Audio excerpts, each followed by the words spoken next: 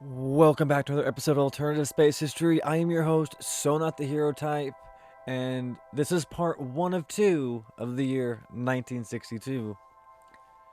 I do want to go ahead and start off with saying I'm sorry it took so long to get this video out. I have been very busy in my personal life. I hope you guys appreciate it because I put a lot of work into this video. So let's get started.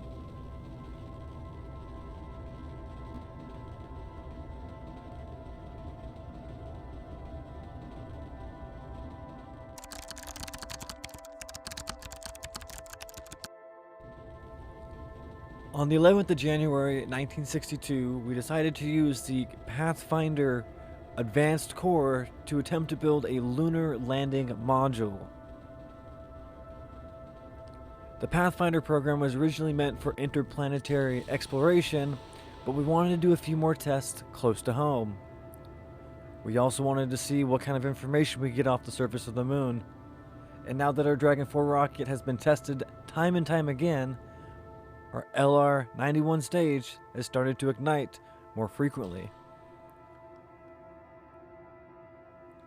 The ultimate goal was to not only land a probe on the moon, but to collect scientific data from the surface as well, hopefully propelling our Project Infinity one step further. Using the RL-10 stage to start the injection burn and having the Juno 6 stage not only finalize the injection as well as catch an orbit around the lunar surface and prepare ourselves for a crash course where the probe will take over with its RCS system to hopefully and safely land on the surface. If successful with our mission, we can not only project Project Infinity forward, we can also attempt to land other probes in other areas on the lunar surface for further scientific discovery. With years of preparation and a little luck, we may just be able to complete our mission.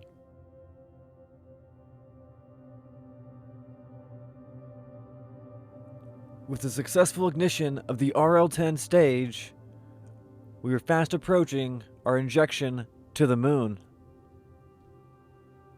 Once all fuel was expended, the stage was let go so the Juno 6 can take over.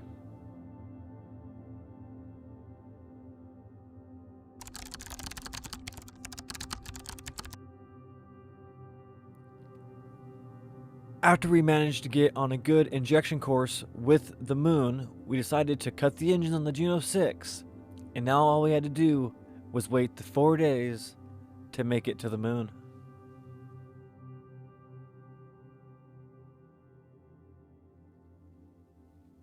Once reaching the predetermined area, we got ready to do our retrograde burn to put ourselves in a circular orbit around the moon. After this, we would make some quick adjustments and decide on a landing spot for our probe. The command was sent to expend the rest of the fuel on the Juno 6 stage, putting us on a impact trajectory with the surface. At this point, all we had to do was hope we calculated our delta V requirements and our trajectory correctly. Setting up a 2-part burn to bleed off horizontal speed followed by the landing burn, the team all of a sudden realized by telemetry data we were moving way too fast for how close we assumed we were on the lunar surface. All of a sudden, all connection was lost.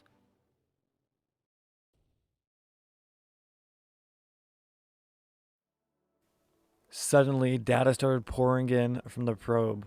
It seemed the probe had survived the impact and was now rolling on the surface of the moon based off telemetry data that was being sent back.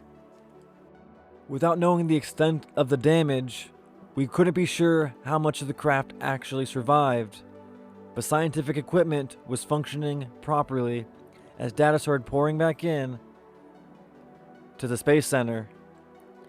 We have officially and mostly successfully landed our first probe on the lunar surface for the very first time.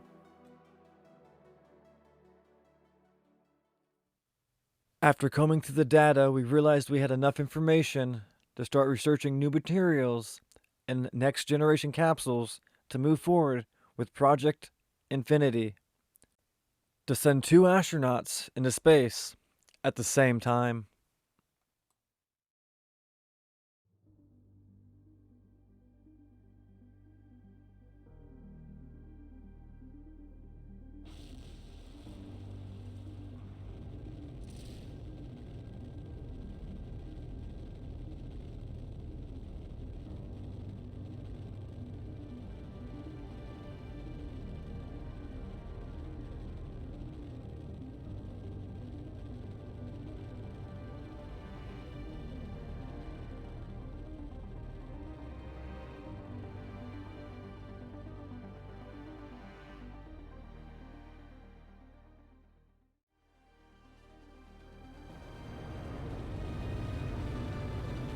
Heading back over to Vandenberg Air Force Base, we got ready to launch the newest addition to our Skywatch program.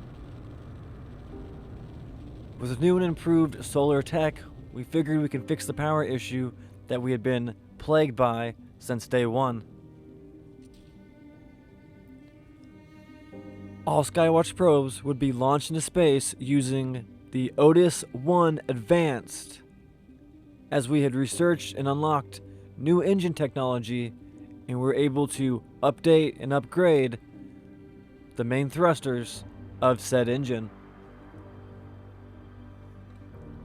Due to this, we could have a higher payload capacity and enough delta V to put us into the orbits that we desired.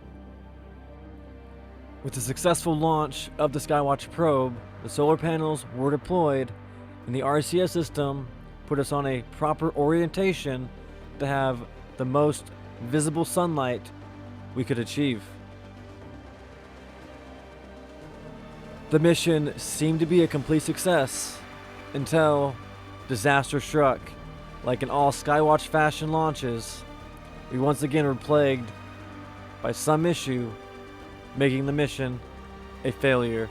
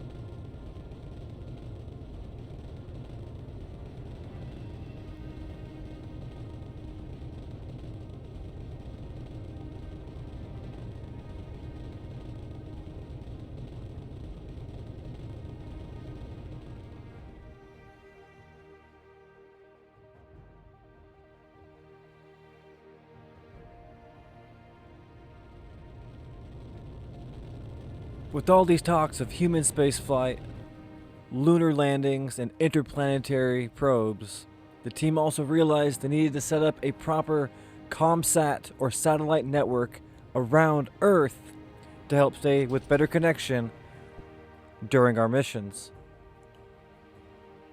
Thus, the ComSat 1 program was put into effect using the Dragon 4 launch vehicle. The Dragon 4 would hoist 3 satellites into a resonant orbit, where the satellites would make a final burn to circularize around our planet and stay in roughly the same orbital period. This would make sure we didn't have to adjust the satellites at a future date and could have, at least for a while, a reliable source of connection. Coming to the last part of the launch, the RL-10 failed to ignite, Luckily, the team was able to act quickly enough to send another ignition command so the satellites could get into the proper resonant orbit to prepare to be detached one by one and build a comlink network around the planet we call home. After verifying their resonant orbit, the first satellite was released, and that is where disaster struck yet again. After all of the equipment was deployed, the team realized they suddenly had no RCS control, and an investigation immediately went into effect.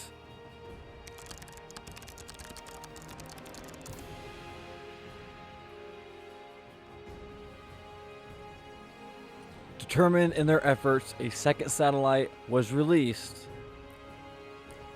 All systems were deployed, and RCS control seemed to be functioning at full capacity. Even though the network would not be complete, we could at least make a partial network for the time being. After all systems were verified and checked, the retrograde burn to circularize its orbit began.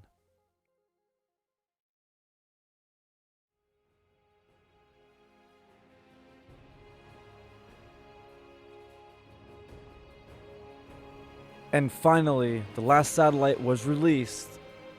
All systems came out good, and just like its brother before it circularized its orbits, where it would remain in space to help communications from now to the near future.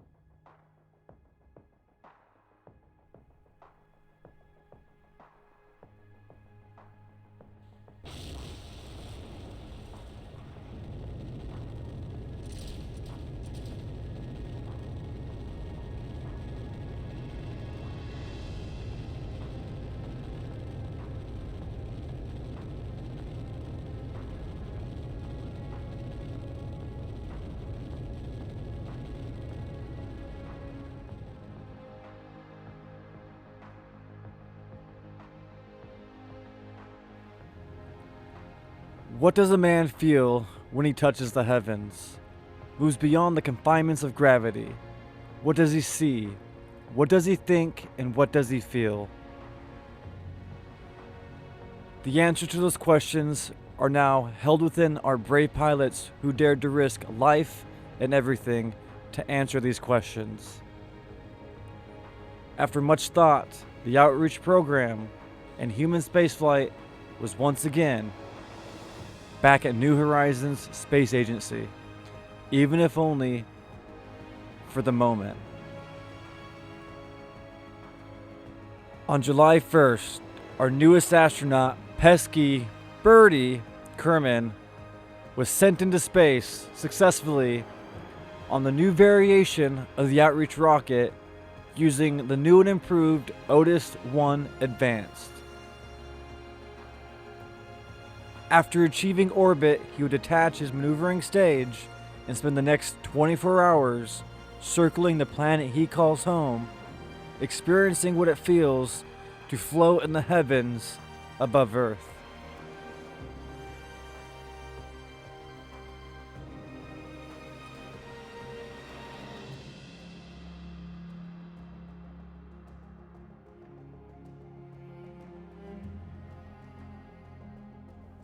At 24 hours, 37 minutes, the retrograde ignition was done. Pesky Kerman now just had to survive the G-forces of re-entry, land in the waters of Earth, and come home to tell about it.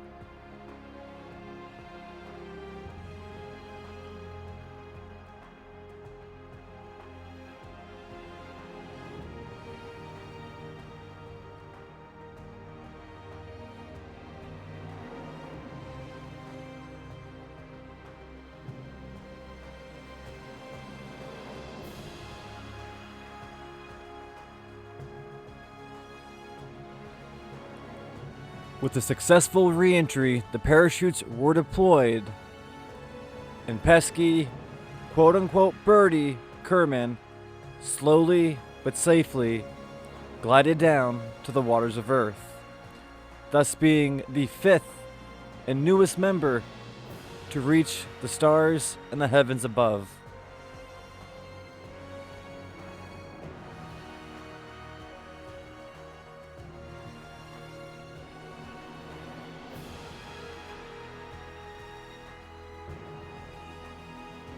I want to thank you guys again for stopping by. I hope you enjoyed. If you did, go ahead and give the video a thumbs up and subscribe if you want to see more. I'll leave a link to the Discord below as always.